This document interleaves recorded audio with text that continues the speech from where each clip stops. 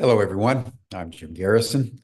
I want to welcome you to this session of Humanity Rising as we begin a 3-day program on cultural sensitivity and integration, which under current world circumstances is probably one of the top most urgent priorities for the human race to take on as we look around at a world torn asunder by divisions that exist only in the human psyche. We're not being compelled to kill each other. We're not being compelled to hate each other. We are doing so because of a certain worldview that we hold in our own psyches that seems so obviously true to us because we don't take the time to consider the other, that we feel fully justified in creating carnage and suffering and unspeakable criminality against one another. Just this last 24 hours in Gaza, the Israelis have continued to randomly bomb residences in southern Gaza, again, killing about a dozen, mostly women and children and the elderly. There was a shooting in the West Bank where an Israeli soldier at point blank range shot a 13-year-old boy in the chest who was outside playing as part of the celebration for Ramadan. He was rushed to the hospital. He was dead on arrival. The parents were shocked and went to the hospital to retrieve the body because in the Muslim tradition, it's very important spiritually to bury the body within 3 days. And the Israelis refused to give the body to the parents until the parents would sign a statement saying that they would not turn his funeral into a protest, and they would agree to limit the number of mourners to under 50 people. And the parents, as far as I know, were refusing to sign as an act of resistance. It's hard to fathom what goes on in the mind of a soldier that would shoot a young, defenseless boy right in the chest. It's hard to fathom how authorities would deny the parents of a dead boy the right over his own body unless they betray their people politically.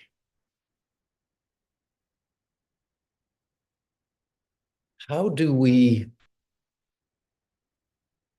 come to terms with this? How do we, in the midst of our iPhones and space missions to Mars and extraordinarily sophisticated technological capacities, how do we become more humane to ourselves? Because it's the same mentality that governs us in one domain, that governs us in all domains. You can't escape from your own psyche. You can only redeem it through practical, disciplined work of transformation. And that's what Humanity Rising seeks to do. Day by day and week by week and year by year, how do we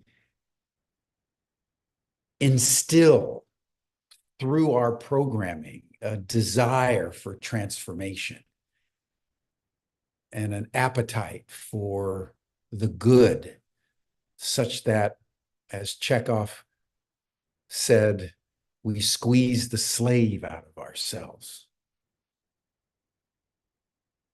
That's the real challenge of our time, is to squeeze the slave out of ourselves and embrace the most obvious fact in the world, that we're all one.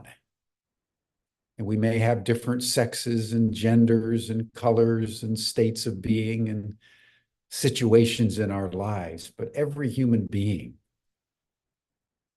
feels pain. Every human being feels joy. Every human being feels both empathy and hatred and fear and anxiety and depression. It's all one. And because it's all one, the proper disposition to one another is deep, deep empathy, that whatever that other person is doing, we would do the same under the same circumstances. And in that awareness, we can contemplate and manifest compassion. So thank you, everyone, for joining us today on Humanity Rising. I would like to now introduce Spring Cheng, who's the founder of the Residence Path Institute and has the Residence Leadership Program at Ubiquity University, leading to a master's and PhD degree for students primarily in China, but also more broadly. She's been working with Stephanie Mines, who all of you know, to create this 3-day program. Stephanie will join us tomorrow, but today we're graced with Spring Cheng. So Spring, thank you for joining us, and I turn the program over to you. Thank you, Jim. Wow, what a sober reflection this morning about the conflict that's live and hot in Gaza.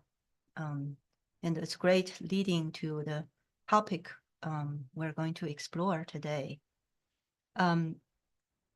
So before I begin, I would like to start with a little song, a chant, and I will chant in both Chinese and English.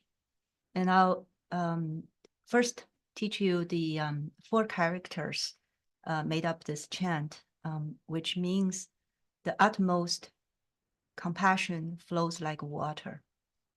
This is a verse taken from the Taoist classic Tao Te Ching, which really echoes what Jim was talking about: compassion, the ability to feel into another person's experience, another person's reality. That very ability is as essential to life as like water. So the way we say it in Chinese is 上善若水. And as I'm chanting this, you'll hear how it sounds, and you're welcome to hum it in your own space with me. As we know, these ancient words, they have energetic power, and the more people we chant and the more people embody it, the more power it is. And we can all amplify that power together, collectively.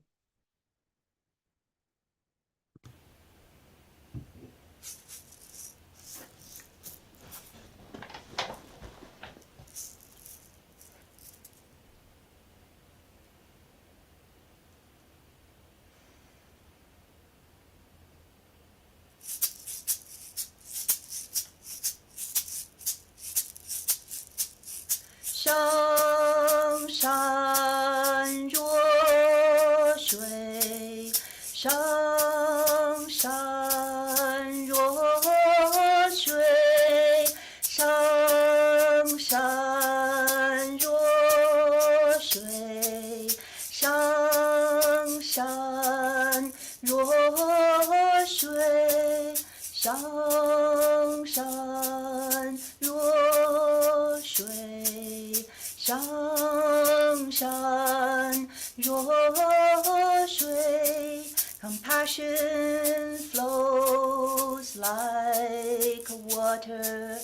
It's the water for life. Compassion Compassion flows like water. It's the water for life. Compassion flows like water. It's the water for life. 上善若水，上善若水。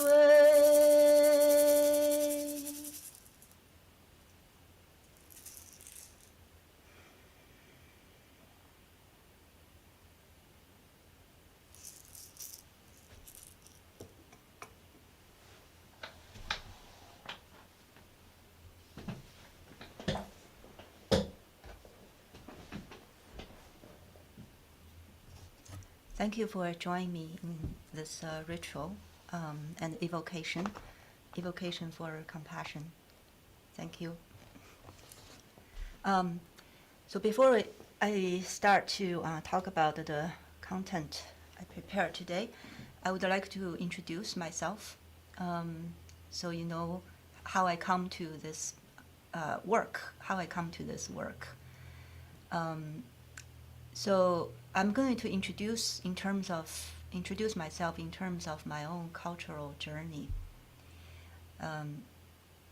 So I was born in China in the 70s, on the cusp when China transitioned from a traditional culture into an industrialized culture.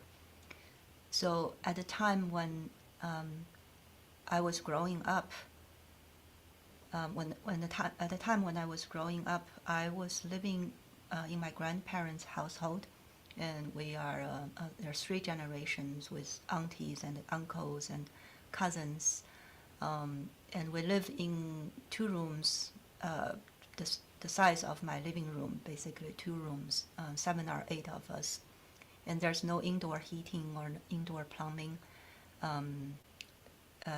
There's 1 spigot that serves several households like that, an outdoor spigot. And another feature of that way of living is that our door is always open, so at any moment a neighbor can pop in, to borrow something or come for a chat. And in my lifetime, in 20 years, actually less than 20 years, when I was a teenager, things has shifted dramatically. My nuclear family, my parents and I and my sibling, then in my teenager year, moved into apartment unit in the building, and with concrete walls and of course indoor amenities and appliances and everything. But we become much more isolated, and neighbors won't stop by on the drop of hat anymore. So we transitioned into this what we call the modern way of living. So that shift in less than 20 years is a huge transition in terms of cultural change. The way people relate with each other, the way people identify with themselves and each other has changed dramatically, and I'll talk more about that in the hour later. And in my lifetime, I lived in the United States for close to 30 years now. And the first part of my career, my professional career, I have to fulfill the Asian stereotype. So I had an advanced degree of a doctor degree in molecular biology, and I worked for a pharmaceutical company, just a typical, middle class life. Had my own house and in the suburb, etc. And living in but I know very well, I have always knew this, that working for the corporation did not fulfill my heart and spirit at all. So for the last 15 years, I have I stopped working for the corporate and embarked on this journey to, it's really a quest to explore what kind of culture I would like to make, weave, and be part of. What culture would support my thriving and the people around me and my community. And that has led me to eventually meet Stephanie, and we started working together, and being brought into Ubiquity community, and how to integrate these different ways of being, ways of culture has become a central part of my work. So today and the next 2 days, this 3 days program will be a prelude of a 10-week immersion program that Stephanie Mines and I will be co-leading in May. And tomorrow's program will be primarily Stephanie's content, and I'll come back again on the day 3. So now you know a little bit about me. Let's talk about the culture. So what do we mean by culture first of all? So when we use the word culture, I would say for a lot of us, the first things come to our mind is different language, distributed at different geographic locations. And along with that different language, there are different belief systems, different norms and customs that that help people to understand how to behave. And also the culture includes a vast array of cultural artifacts like music, paintings, sculptures, food, cuisine. All these things, they form a tapestry, this vast tapestry that we call culture. So, and obviously there are many different markers of culture, and the one that we're probably most familiar with is the geographic location or slash ethnicity. You know, like I would say, the primary culture group I belong to is Chinese culture, and I have been immersed in American culture. However, cultural markers do not limited to just ethnicity and geographic location. Within each ethnic group, there are many axes that delineate different ways of being, different culture. For example, gender is a huge marker. The women's culture, men's culture, and many different types of gender differentiation. They form their own culture. Age is another marker for culture. Sexual orientation, belief system, religion, different levels of ableism, neurodiversity. Vocation can be a culture. You know, like a corporate organization has its own culture. So as you can see that when we investigate further, this culture soon they become, you know, all these different markers, they interact with each other. So when we observe, analyze cultural phenomena, it soon becomes a very multidimensional, very complex entity. And I think one thing I noticed that is a lot of people who are started to inquire and engage with culture, this complexity can be frustrating. But that's because when our habitual way of engaging with something is coming from this left brain, like analytical, thinking-oriented attitude, when we have a strong need to control, to know for sure, for certainty, then the culture, as complex as it is, really overwhelms that part of our cognitive function. So in my opinion, in my experience, culture is not a left brain. It's not something that can be tackled by analytical approach. That's the reason that today's topic, today's content, we're primarily going to focus on the holistic approach, where we activate our right brain, the part of our brain that engage with something through through a holistic viewpoint, through embodiment, through relating, through inquiry, through experimentation, which also means that there will be a certain amount of ambiguity and uncertainty. So learning how to tolerate those ambiguity and uncertainty, sometimes even paradox, is a critical skill that Stephanie and I have been honing and will be sharing in our later on the longer program. And for us, I think it's a much healthy way to engage with this this giant soup that we call the culture.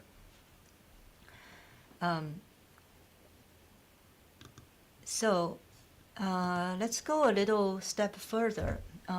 So now, if we just now we have mentioned all these different layers, ethnicity, religion, gender, and all these different external markers of culture. So when we turn to a holistic orientation to engage with culture, one thing I find extremely helpful is reduce all that myriads of cultural phenomena into some essential ingredients. And the essential ingredient that I want to offer here is relationship.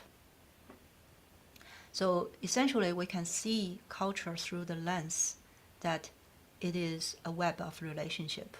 How the culture inform us how to be in relationship with another human being. And not only that, it informs us how to be in relationship with non-human world, the natural world. And not only that, it informs us how to be in relationship with the visible world, the material world, and also the invisible world, the spirit, what we call the spirit, the energetic. So when we see through the lens of relationship, we can simplify the complexity into just investigate the nature of relationships. And another important function of culture, because as soon as we start to talk about the culture, there will be a boundary. No matter how, the boundary can be very, very porous or can be very solid, depends on, different culture.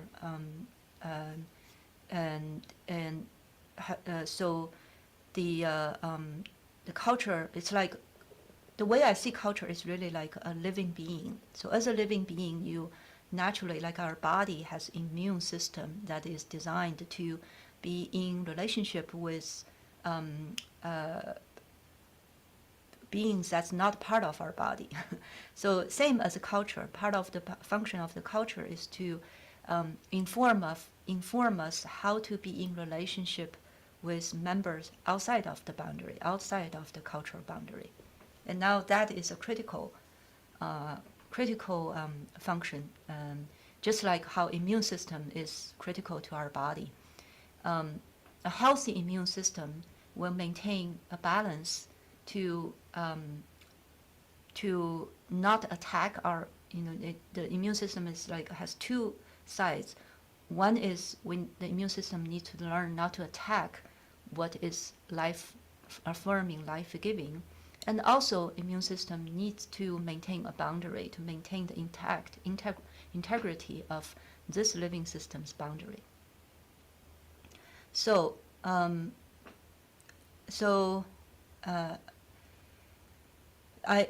welcome you to, so I cannot see you as an audience, and I welcome you to put your comments and question in the chat, but what I'm turning the chat on, so occasionally I will check has my eyes to glance over the chat and to see what kind of imminent question or comments coming through. So come back to relationship. If we reflect on the myriads of relationship around us, we can loosely see that there's a spectrum, there's a continuum in the ways we relate with one another, including others. And this continuum on one end is a symbiotic, mutual relationship. And on the other end will be more of an antagonistic like relationship. So as I welcome you to check in, and you probably can see that in your life world, you can place your different relationship on either you experience or you observe on this continuum.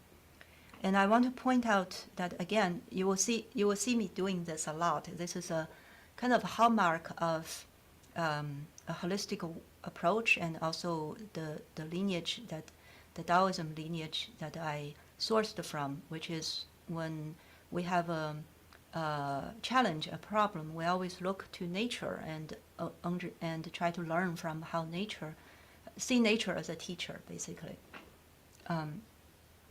If we look at nature, we will also see that nature also has this continuum. The continuum of symbiotic and antagonistic.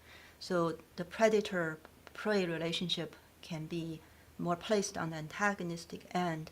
However, the large amount of, how the symbiotic is actually the major tone of how ecosystem maintains itself. The symbiotic between bees and the flower, the coral reef as a giant, a lot of symbiotic, embodies many symbiotic relationships, and a forest, how the trees relate with each other inside the forest.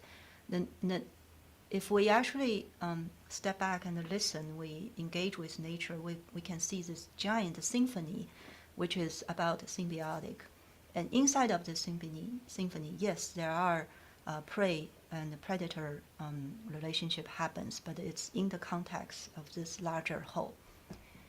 So, and that is the lens through which we'll investigate the relationships that made up the culture around us. And the question, the inquiry is, how do we strengthen the symbiotic relationship, and how do we engage the part of us that echoes, that resonate with that predator-prey instinct? And that's the ongoing, one of the ongoing inquiry that we will use in our both. I will later tell stories and to illustrate that, and also it will be one of the major inquiry in the program. So I'm going to take a breathe here, let what I've shared sit for a while, and have a 1 minute. Just this is one thing I'd like to do, is to build in pause and silence. It's kind of like let this content to settle, and also just invite you to reflect how the symbiotic and antagonistic relationship plays out in your immediate, the cultural environment immediately surrounding you. And then I'll read some comments from the chat box.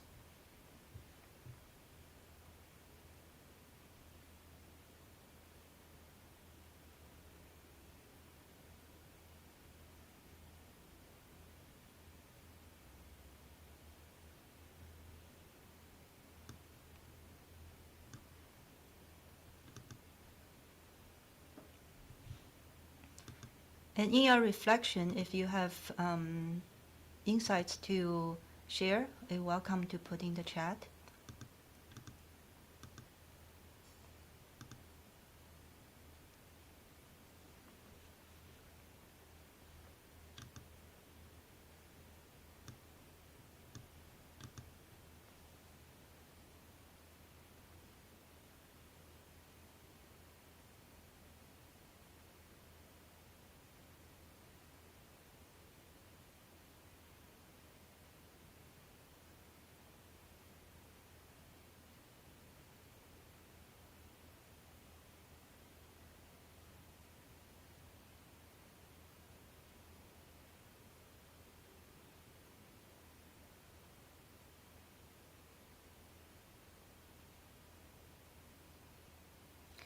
So I will just briefly touch upon a few questions. Thank you for the people who bring questions in the chat box, and I'll be in the after chat so we can delve more into at the greater detail of some of the questions.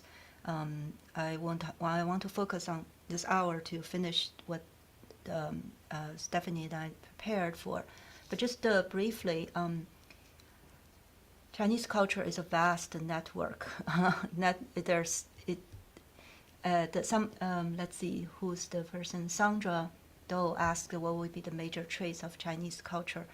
That can be a PhD thesis on its own.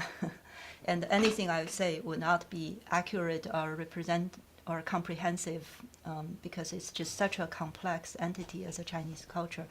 After all, there are like 20% of the world population identify as Chinese, and there are many complexity there. I would say that that probably is the one major trait is complexity. For everything I say, you can find the opposite extreme as well. But I would say that, the Taoism, Confucianism is kind of like representing philosophical framework coming out of the Chinese long history of Chinese culture. So you can research upon on those. There are lots of literature about that.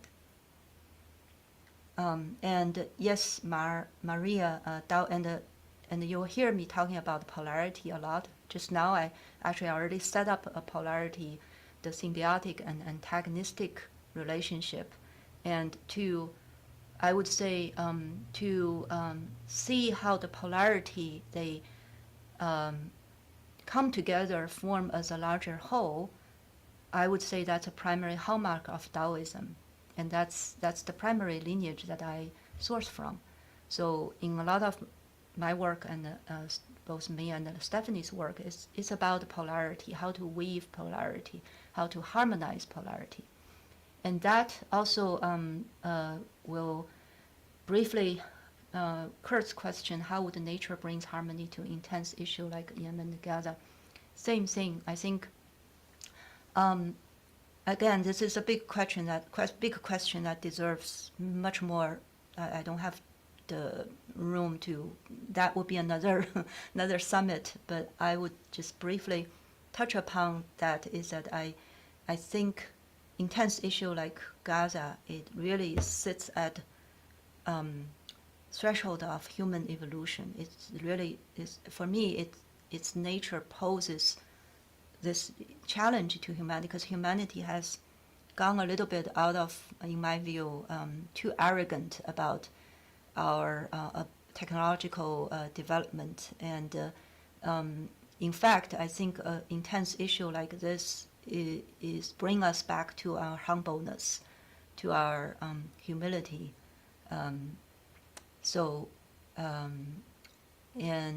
Well, there's more. We if we like, we can bring that more into after chat. So, come back to our program.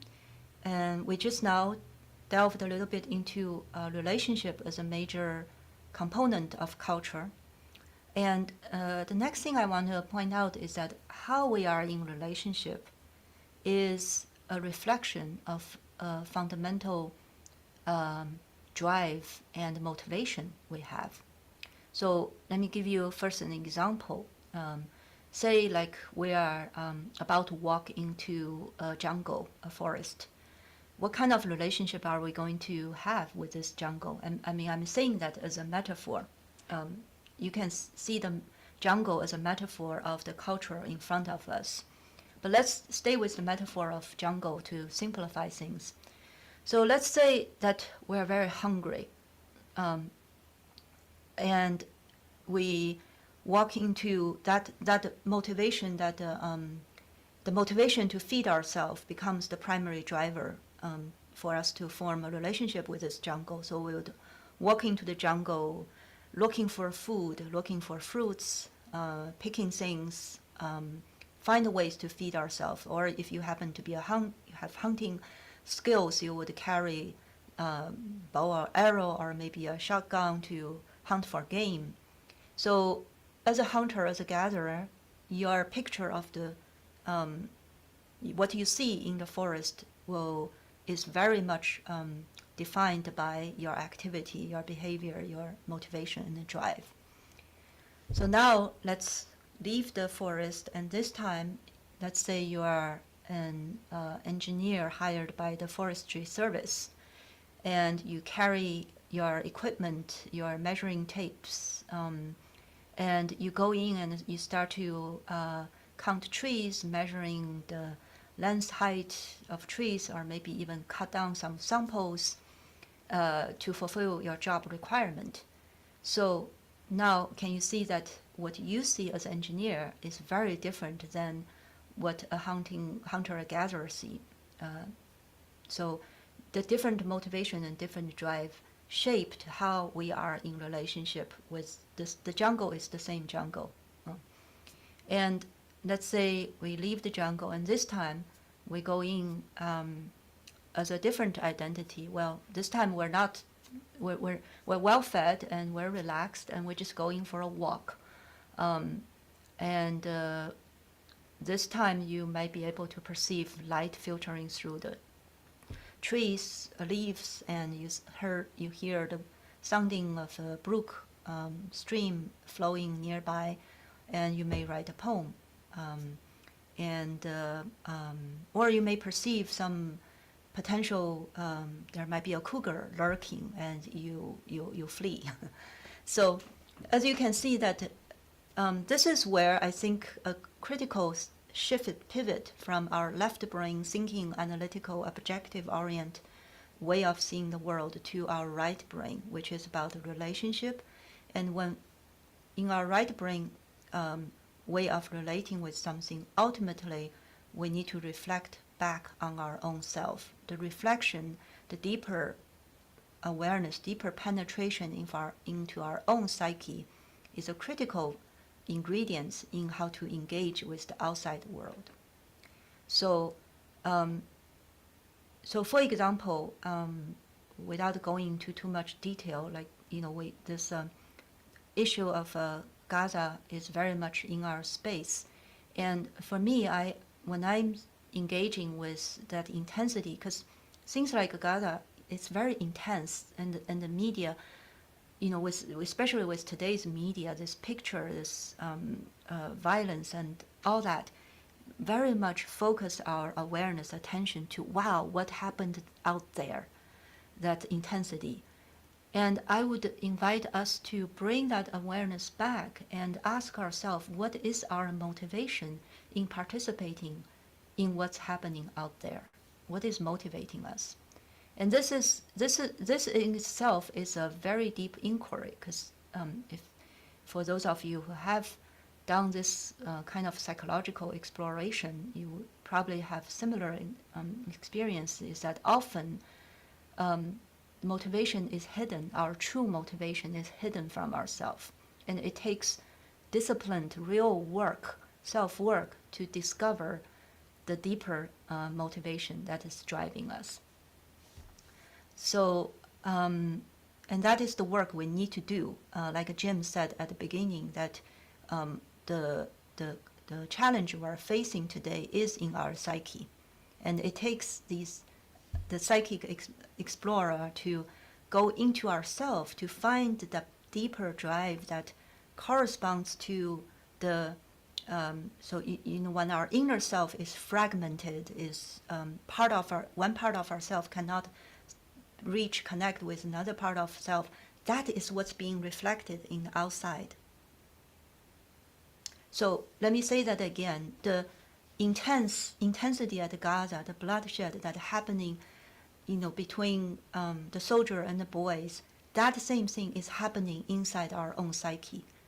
It's just that when we are not familiar with how to explore in our psyche, we are being distracted from outside and not understanding that is exactly what happened in ourself. And that is the quest, that is the work that Stephanie and I are committed to do, is to heal the heal the outside world through go inside and find the fragmentation inside our own psyche and integrate it And by doing that, that integration will emanate and echo into the cultures, the local culture that immediately surrounding ourselves. And that will, because we believe that the world is arranged as a whole, as what happens at one place can be resonating, and with that, it's like the butterfly effect. A small change in a local environment has long-lasting, powerful impact in the whole system. And I believe that's the way nature works. It's through local to global, and back from global to local. So we just established that culture are made of relationship, and to understand the relationship, we need to understand our own motivation and the drive. So I would next like to just name a few primary motivations, primary deep drives in a human psyche. And of course, this is by no means comprehensive. There are many, many different ways to investigate psychological motivation. But I named these three because those are three that I use to make sense of things, and I find also helpful in engaging with my students and clients. So these three drivers, first one is belonging. The cultural, the one primary function that people form culture to form into a band, a village, a group, family together is provide that sense of belonging. And belonging, as many modern psychological neuroscience research has shown, that especially for us mammals, to belong to something larger is critical actually for our survival. As a primate, the infant monkey, if you they would actually go choose the comfort of the company of toy rather than they would prioritize that over food when the primate monkey is deprived of their mother's company. So belonging is really critical for our survival, and the cultural formation really meet that need. And another motivation drive, which is probably something that more obvious, or more prevalent in driving our modern culture, is achievement, productivity, accomplishment. And that's what's at least on the surface, it's a big drive for the corporate world. And a lot of our political, social structures are organized around the reference of productivity and achievements. And I think for people, probably this audience, would not be a unfamiliar notion, is that the over-focus, the fixation on the linear, unlimited increase in productivity is contributing to the breakdown of ecological balance, ecological wellness, and has contributed to climate change and mass extinction, and all these conditions that's really dangerous to our humanity's well-being. And part of it is because this overemphasis, fixation on the productivity, has disrupted the sense of belonging, not only belonging to each other, but also humanity, species, larger sense of belonging to the larger sense of ecosystem.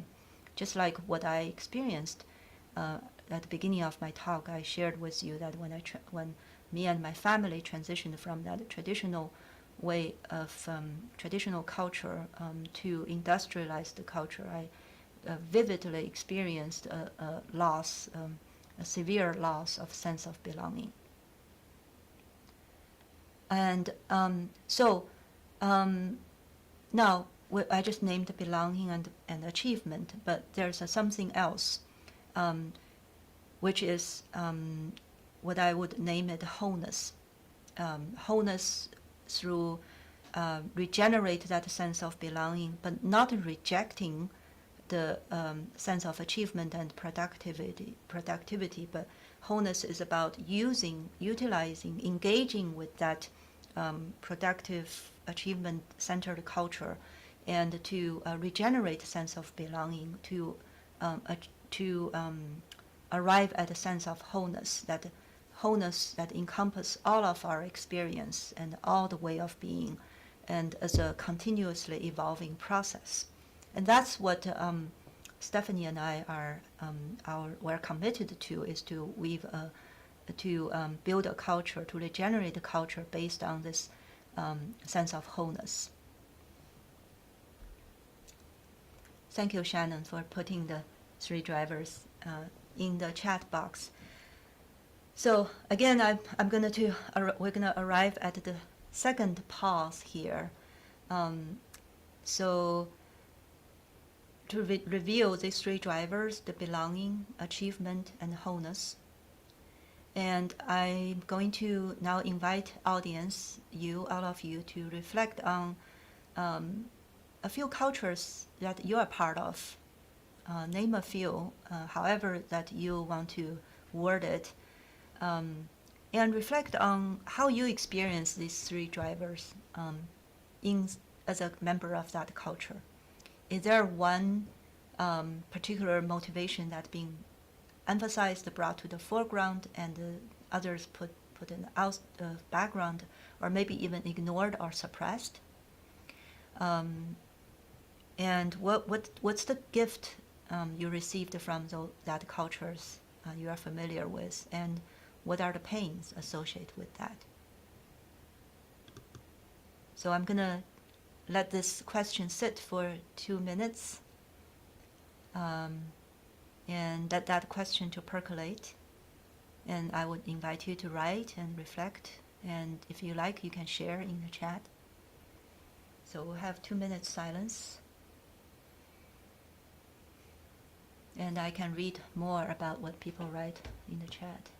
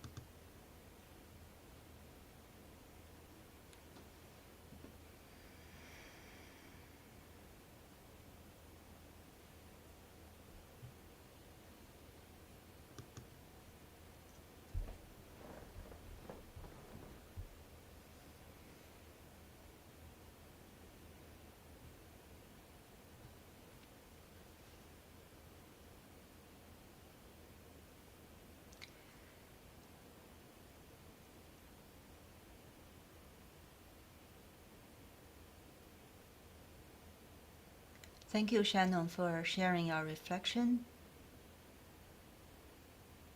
Shannon wrote, Humanity Rising provides all 3 to me, though it didn't at the beginning. It was by becoming more engaged that a method of achievement was found, wholeness experienced in the after chat. I do not experience the same in my physical culture.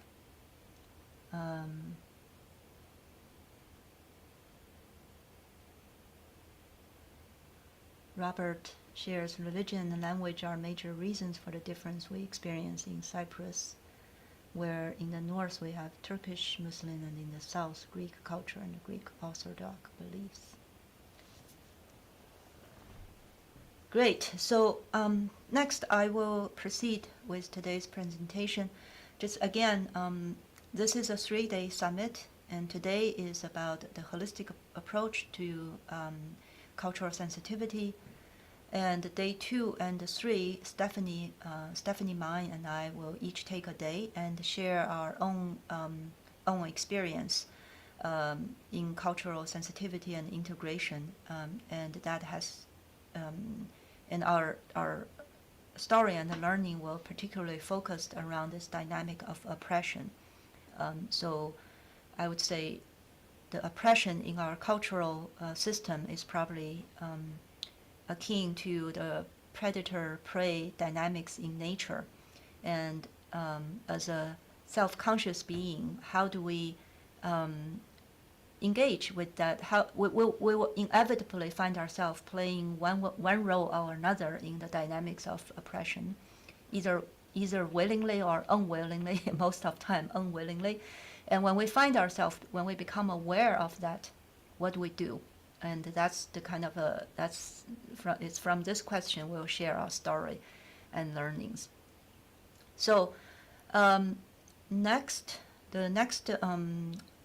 20 minutes or so, 25 minutes or so, I would like to share 2 stories. I love to tell stories. For me, story is a way that integrates the left and the right brain. Story is embodied, and once we have the story, we can inside that the boundary of that story to understand, to engage our left brain to analyze and gain a deeper understanding. So the first story I want to share happens about probably 20 years ago, when I was just graduated from school as an immigrant student, and I was being interviewed by my future boss. I'm gonna call this future boss Cheng. So he's the founder of the biotech company that I eventually worked for 6 years. So in this interview that he conducted, we had about 40 minutes conversation where he was asking me questions regarding my professional knowledge and skills. And then at the end of the interview, the interview is concluded, and he got up and he said this to me. He said, Spring, I think I know you now better than you know yourself.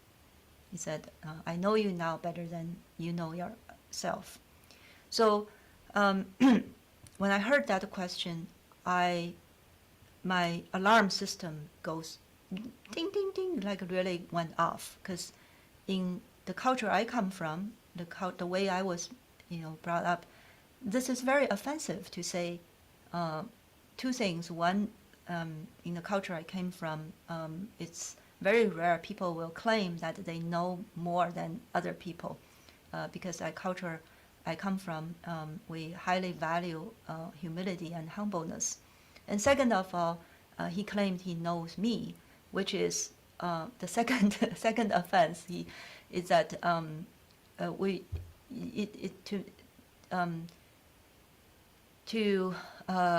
in that remark kind of like reduced the whole of me into this whatever technical knowledge, professional knowledge that he gleaned from me in this 40 minutes, which at that time I read as a huge disrespect. So, and I want to say that and at that time, let me finish the story. Of course, we have very distinct social positions. I'm an immigrant student. I really need a green card and need a good job. So I wanted what he can offer me more than probably what he needs me. At least that was my perception. So because of that circumstance, I hid my feelings, emotions, and I didn't show anything on the outside. So there are 2 things I want to share about that stories. First of all is that these kind of micro cultural clashes happens all the time in our life, in our environment. Yes, there are, there's these wars going on in, thousands of miles away. People lose blood, and that is, in a way, is a concentrated manifestation of these micro offense, conflict happens in the interpersonal level. So how we conduct ourselves on these in the interpersonal level at this micro level is directly connected with the macro level. So let me use that example story as a. So I actually did a lot of reflection in that story, because in that moment, even though at the surface it looked like he offended me, internally in that moment, my anger, I had a lot of anger and also contempt towards him. So in a way, we are actually locked into a war at that moment. But as years gone by, as I revisit that moment, as I grew more of as my own evolution start to mature and developed, I realized in that moment, this person, this Cheng, in fact, even that moment, I had awareness to check on this person, and I realized he did not mean offending me at all. There's earnesty, there's a sincerity in the way he carried himself. In his mind, he's probably doing me a favor. He's maybe complimenting me because he probably was acknowledging how useful I was to his company. So this is a tremendous teaching, is that I realize sometimes when we ourselves meant well, based on what we know, how we were conditioned in our culture, can be an offense to a person from a different culture. And I actually see that all the time around in interpersonal relationship. And so if I penetrate deeper into this dynamic, into this micro moment, basically at the core, it is a polarity, it is a tension between, so he's coming from achievement, utility-based culture that all he think about is his company, his enterprise, and how this person, where they can plug into this enterprise. Whereas inside my heart, how I engage, the value I contribute to his company is a very small part of my being. There's a much larger whole of myself cannot be reduced and quantified and plugged into that company. So basically, this is a polarity between achievement-based culture and a wholeness-based culture. And once I see that, and then I can bring that into my own reflection. Have I ever seen other people as utility and plug them into my own, especially when I'm driven, when I have a hidden motivation driven by fear or lack of safety. Actually, in this case, I was driven by lack of safety because I was an immigrant student and I needed a green card. So I was doing actually the same thing to him. So once I see that dynamic going on, I was able to feel compassion for him and feel compassion for myself. The part of me feel angry. I'm very grateful that this interaction with my boss, Cheng, allows me to feel my anger. The anger has signaled me that this is not the place I belong. And this anger becomes the resource and eventually led me to create my own life, create my own culture that is supportive, suitable for myself. So by doing this reflection, by healing of my own wound, by acknowledging, honoring my own response, at the same time, after I do that and I reach out to feel into the other person's reality, I was able to recreate wholeness in our dynamics. So, but of course, I told the story in a few minutes, but this is a process that has lasted decades, and probably still can have echoing effect, ramifications throughout, probably in the future. I may run into him at some circumstance and have a chat to him about that. So, so I would like to offer this story as a gift to you, and I invite you to reflect on how this polarity of being this utility, achievement oriented attitude versus wholeness, a more whole based understanding of self and the world, how this polarity plays out in your life world, in your relationship with others, at what circumstance, situation you'll find yourself in one end of the polarity versus the other, and how do you bring compassion to yourself and the people you are engaging with.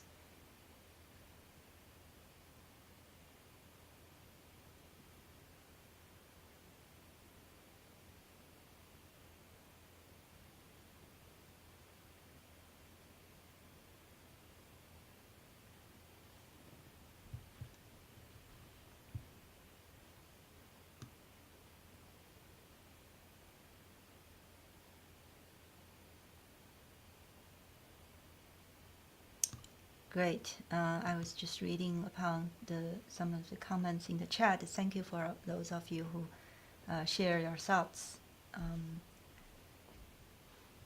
Great. So let that. Thank you, Shannon, for sharing your personal story.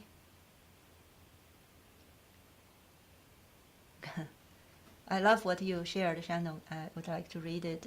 Thank you so much for your gift of story of Cheng. My mother felt she knew me until she realized she didn't. It was an affront to me that she had that power, and I rebelled against it. Now I know and love that she did. Yeah, thank you.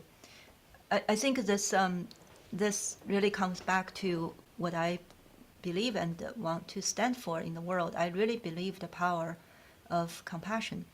I think this compassion in the same vein as what Gandhi advocates, the nonviolent resistance. I think by feeling compassion foremost for ourselves, for every part of ourselves, the part of ourselves feel angry, feel hurt, and through integrating ourselves, when we have extra resource, when we feel we have extra room and space, we can extend our compassion to other beings. And I really believe that the world is calling us to, calling more of us to stand with compassion. And that's what the initial chant, 上善若水, compassion flows like water. It is the water for life. It is really what's that about.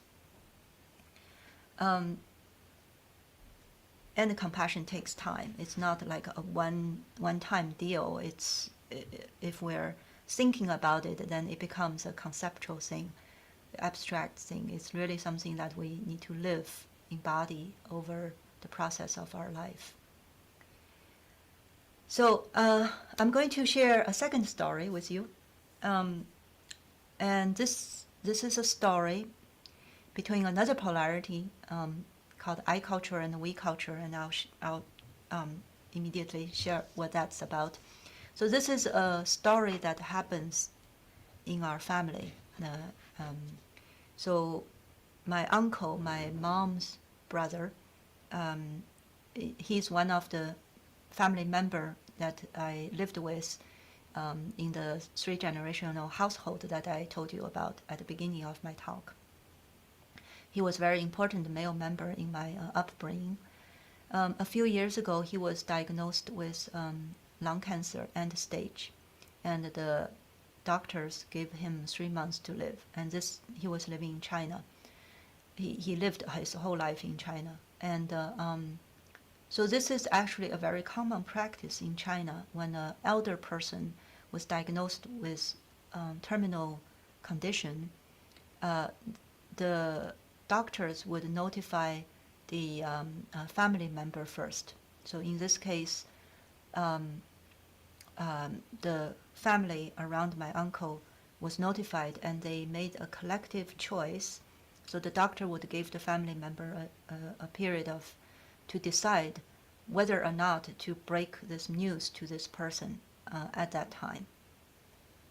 So I just want to pause and let you to sink in, because I know that when I've told this story many times to my American friends in person, and 8 out of 10 times I heard this like a gasp of breath, because this is actually illegal in United States. In United States, that a person's health condition is exclusively foremost that person's right. When you go into doctor's office, you sign this document called HIPAA, which says the doctor is by law, they are required not to disclose your health information to anyone else. And in China, it's exactly the opposite. It's the family member know first, and then they can make a choice whether to let the person know or not. So in my uncle's case, his wife, his children, his daughters, and his sisters made a collective decision that to, like basically they worked as a buffer. They did not let him know that he had cancer and is about to die immediately, because they, based on what they knew about my uncle, they understood that they know that he's not, at that moment, he's not physically and psychologically strong enough to take in this bad news, and to dump this news on him will for sure cause him to deteriorate fast, and so they won't have a chance to help him to have a better quality of life and also possibly elongate his life. So what turned out is that my uncle lived 2 years, and in these 2 years, the family tried everything they can to support him and provide him treatment. And eventually, a year later, my uncle figured it out, because he started to see that, he has access to internet, and he see the drugs he's taken, the treatment he take is congruent with cancer profile, and eventually people told him.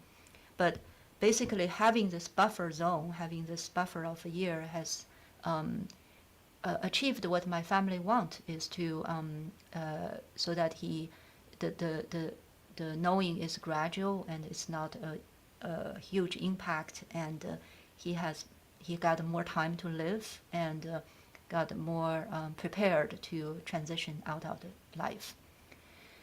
So there actually is a movie made about this. It's called Farewell. And because this is a very common thing in China, often this happened to many families. Not like every family, but many families chose this route. And in this movie, Farewell, you can get it on Amazon Prime. What this movie described is a story also as a cultural clash, because in this movie, this family has a family member who's a young girl, of 20 years young girl, who has lived most of her life in America, with in this country, in a very individual-based country, and she was protesting to her family that how could you lie to a person something this important, and this is illegal in America. And one of his uncle told her that yes, it's illegal in America, but this is China, and in Chinese culture, one's life belongs to something larger than themselves. It could be the family, it could be the village, it could be the country, and this is the way the culture is. So I want to just highlight that so of course in the spectrum of if you look at the cultural system literature, sometimes people call American is at the extreme end of I culture, and China is at China and other Eastern Asian culture possibly, and many other cultures around the world is on the other end extreme of the continuum of we culture. It's called we culture. And again, this is a slider. And even within the American culture, there's the more we-oriented subculture. And the same thing with Chinese. It's not, there's, if you're looking into the Chinese culture, there's also orientations towards I. But if we zoom out and look at the bigger culture, bigger picture, you will see these extremes. And I would say that, today, in today's world, there's a lot of animosity, tension, mounting conflicts between the West and America and China. And underneath it has to do with this fundamental founding root is just such polar different. And this is where I would offer, if we actually see culture, today's title is if we see culture as trees, I would say like these are two distinct different trees in the ecosystem of the planet. For American, the roots, the seeds of the tree is I, is individuality. That's why we have laws to protect individual rights and sovereignty. And this tree can grow and bear fruit of we's, of groups, like our Humanity Rising family, Ubiquity community is a fruit that bear out of that tree. And similarly, like China, the root foundation of Chinese culture is the we, that individual life belongs to larger entities. And in that tree, that can bear fruit of individuals. I am an individual. I came to United States and find this community. It takes tremendous of individual differentiation of individuality. So if we actually see cultural as trees, rather than hacking on each other's roots, as our politicians like to do, they are wired to do that, we can enjoy the fruits of each other. We can go to another tree, and the trees like to offer fruit to other beings. So at the same time, when we see something that different from us, can we sit back and look at our own inner reaction and understand where that reaction coming from? And from that place, can we offer some space of curiosity and compassion to inquire what's that like for that person to live in, that neck of the woods? So that is the second story that I'd like to offer you, and I invite you to feel into. And we are human beings where with our self-awareness we can continue, expand, and live into bigger ecosystem. I believe inside every one of us, especially people here, we both harbors the I culture and we culture, and it's the interplay, it's the mutual empowerment that will make us a more robust, thriving, productive ecosystem. So that concludes the primary contents of today's talk. And just some, again, remind you that tomorrow, my dear friend Stephanie and will be speaking to you through a pre-recorded interview that I did for her on her learning. She just finished a 3-month immersion at the New Zealand Aotearoa with the Maori tribe, and she will share with you her learning how to engage with a community, indigenous community, as a member from the dominant culture paradigm, and she did a really beautiful job. And day 3, I came back, and I'll share with you more of my as a Asian, as a marginalized member of the culture, how do I navigate the culture of oppression and maintain my wholeness strong and thriving. So yeah. Thank you, Spring. Good to see you. Good to see you. Thank you for your stories and your observations about the challenges. I don't hear you. What's going on? Maybe it's my side. Say something again, Jim. See if I hear you. Can you hear me? Oh, now I hear you. It's my speaker went off. Yeah. Oh, cool. Well, I was just thanking you for your stories. Stories are so important and they carry such deep meaning far beyond the words. They are words, but but they are, yes, they are embodied words because they are lived. Yeah. Yeah. Mm-hmm. And we'll move into the chat in a moment, everyone. Spring will be able to join us for a little bit. But I wanted to just underscore the point you made at the beginning that all of our reactions, like, for example, to the genocide going on in Gaza, are all happening inside our interior. Yes. Right? We're observing something in the external world, but we're feeling it in our whole bodies. Right. It's an interior phenomenon. It's an interior phenomenon, right? Yes. And by working our interior phenomena, that's why, Stephanie and I both have the healer background. This is like a tuning fork. By working on our reaction, we're tuning with something happening thousands of miles away. That's quantum physics, the morphogenesis field shows us that's how interconnected we are. Like time and the distance is really not the question when we can access this. Yeah, for sure. Yeah. For sure. And as someone who was born in Asia and lived in the Middle East and in Europe and Russia and various countries around the world, I can testify on how innocently we violate cultural norms. Yeah. Not like in the stories that you were telling. It's not through intent. Yeah. It's just that the different interiors have different filters through which they process data. Yeah. Yeah. And, that's how wars start. That's how wars start, exactly. I mean, at the time when John offended me, I was having an interior war, especially because I cannot do anything. I was like beating him up. and he was blithely unaware that there was a problem. He was blindly unaware this bomb that is thrown by Asian women at him. But the war is aggregation of this micro war that happened. Yeah.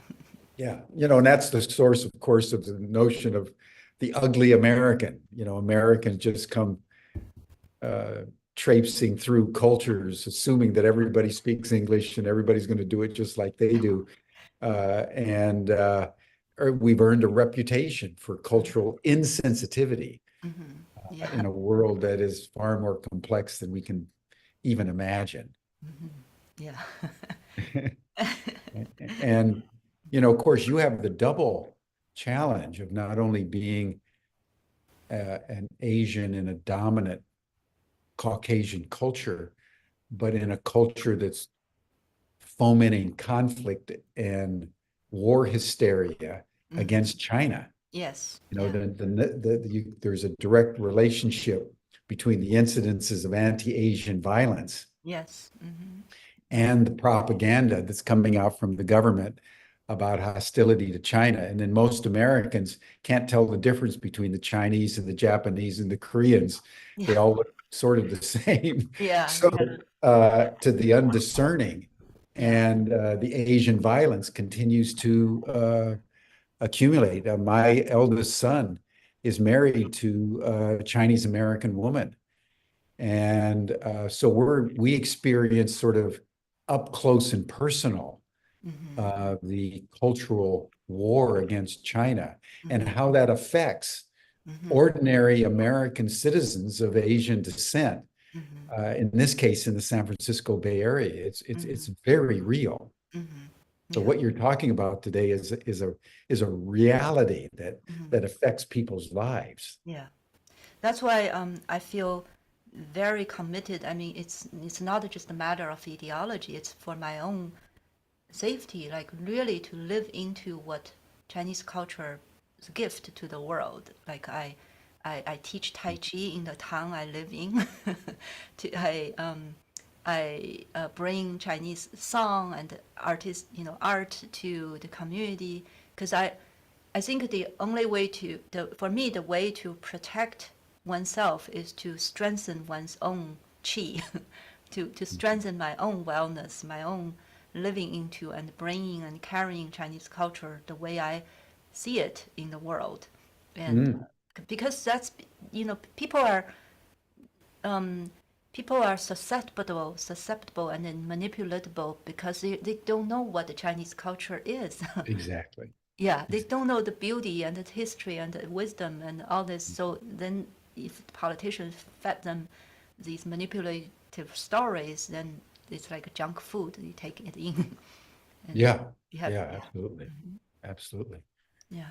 Well, thank you so much, Spring, and we look forward to you and Stephanie tomorrow, and then you back again on Friday. I We'll back close again. it off now so we can get directly to the after chat because we know you Okay. don't have that much time. Okay. So that'll bring us to a close for today, everyone. You'll find the link to the after chat in the chat box. You received it in your Zoom reminder for today, and Spring will be happy to continue the dialogue informally. Before we go, I'm going to put a few links to the chat. Is that okay? Please. Yeah. Let me see. I need to go everyone, and these are, if you are interested in more of our offer, these are on April 19th, Stephanie and I will do a free class on same material, and then there will be that's also serves as an introduction to a longer program starting in May. And again, everyone, with genocide in Gaza and massive war in Ukraine and the buildup of conflict in China and all the other ethnic conflicts around the world, embodied cultural sensitivity might be the most important thing we need to learn right now. So I just really want to commend what Spring and Stephanie are doing and hope that all of you will make yourselves available for at least the free course in April. Yeah. We've got to learn to get along with each other. That's just the bottom line. Peace will not exist in a world of intolerance. We have to make peace. Yeah. It's something we Yeah. actively need to engage in, and it happens right here in our life, right? Like with your Totally. spouse and with co-workers, with your boss. It happens between Stephanie. I mean, Stephanie and I, we actively engage in this practice. We have conflicts that we need to manage, and it's through harmonizing our tensions we become more bounded. And that's what we are going to teach is from our lived experience. So welcome. Yes. Yeah. Yes. Well, I was married to an English woman, and we learned the truth of Winston Churchill's comment that England and America are two cultures divided by a common language. Very true. And that's between the English and the Americans, let alone the Americans and the Chinese. Yeah. Okay, everyone, that'll do it. Okay, see you at the after for chat. today. See you in the after chat. And tomorrow.